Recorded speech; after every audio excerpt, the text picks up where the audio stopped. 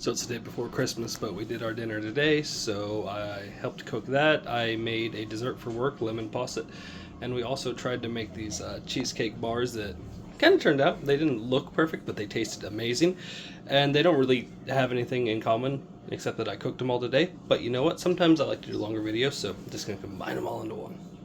The turkey was so good on Thanksgiving, let's repeat it for Christmas. We're going to use a turkey breast this time, make that seasoned butter, blend it up nice and smooth. You want it really consistent.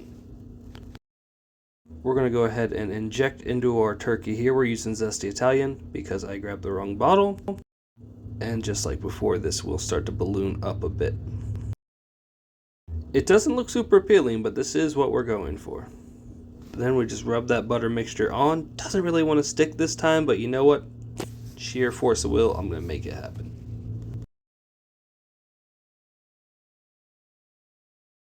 That's about more like it. It's getting there and everywhere else, but this should cook pretty well, I think.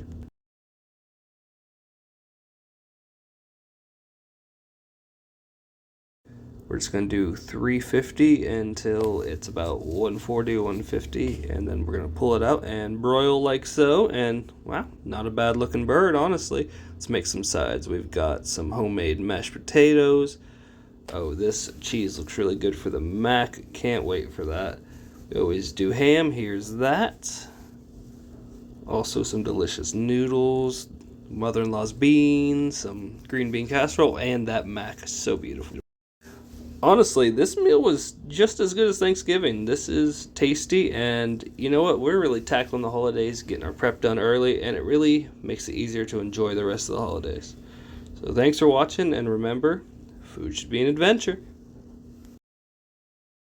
The wife saw a recipe for these cheesecake bars online and had to try it. Start with some sugar cookies, 16 ounces cream cheese, half a cup of sugar, a little bit of sour cream, 2 tablespoons. Tablespoon of flour, teaspoon vanilla extract, just a bunch of sprinkles and blend.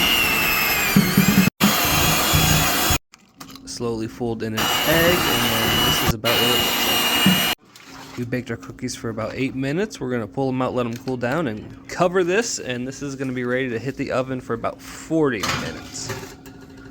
And this is about what it looks like. We're going to let it cool overnight, and here we are. Honestly, these taste way better than they look, and I would make these again. Thanks for watching. Remember, food should be an adventure.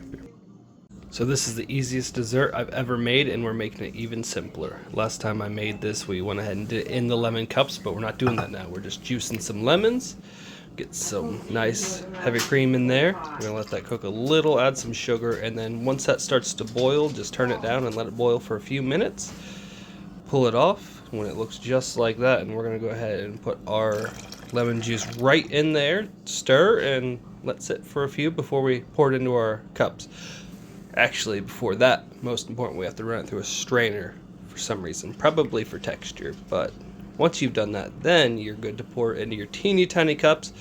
And what you'll have is a rather delicious dessert that basically only takes 3 ingredients and maybe 10 minutes of prep. Believe it or not, that's it. Let this set and your dessert's done.